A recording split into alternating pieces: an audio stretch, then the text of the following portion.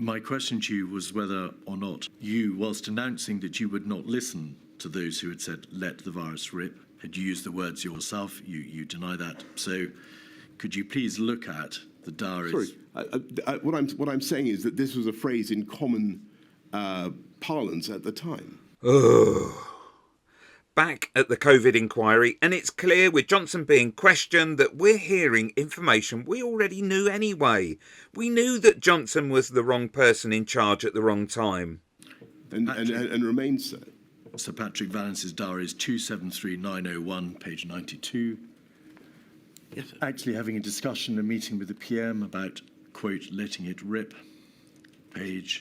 But I don't wish to be I'm just going to put repetitive, but this is exactly what you'd expect me to be talking about at this stage. This is June 2020. I'm going to show you all the ones, Mr. Johnson, out of fairness. So, with the evidence stacked and the knowledge that Johnson is a serial liar, the real question is, will this matter? Will Johnson be held to account? I imagine the answer is no. The Prime Minister meeting begins to argue for letting it rip, saying yes, there will be more casualties, but so be it. They've had a good innings. 439. We should let it rip a bit. 150. It doesn't matter how incompetent he was. It looks like we're going to have to let this grubby, awful human being get away with it because that's just how our system works. He's obsessed with older people accepting their fate. 230.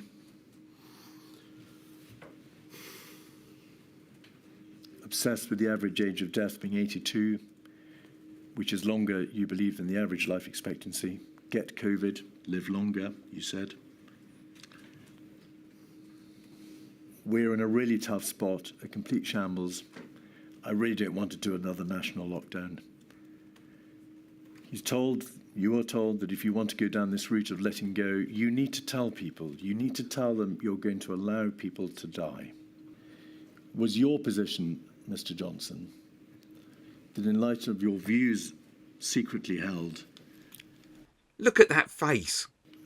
...about people dying having reached their time anyway, that you were obliged to reject the advice of your advisors that there be a circuit breaker? No. That there be no national lockdown until the last possible moment? No. And that you would try a tier system? It's all rubbish, is it? Let's hear how he wriggles out of this one. No. So the implication of the implication that you're trying to draw from those conversations is completely wrong. And my position was that we had to save human life at all ages. Really? It's just so boring hearing him, knowing that he can feel vindicated because he can deny what happened and the actions he took. How can we trust the untrustworthy? If he'll lie to get out of admitting he did anything wrong, like, say, over Partygate... Could we maybe go over some of the things that you have said to us, which we do understand, which is a matter of record, and you could maybe help clarify some of them, because some of it I find very difficult to understand, because first you said there was no rule breaking. That was right, yeah? Then you claimed you weren't aware of any of these parties. Then you said it was a work meeting. Then you said you were outraged by them. Then you said you were aware of these events, but they weren't against the rules. And finally, you admitted you were at these events, but you were so ignorant of the rules, you didn't realise you were breaking them. You do understand why the public has such difficulty with all this? Yeah, of course, Pete, but... The only way to really believe anything about him is to catch him red-handed, and that's not always an easy thing to do. Click here for some more COVID inquiry.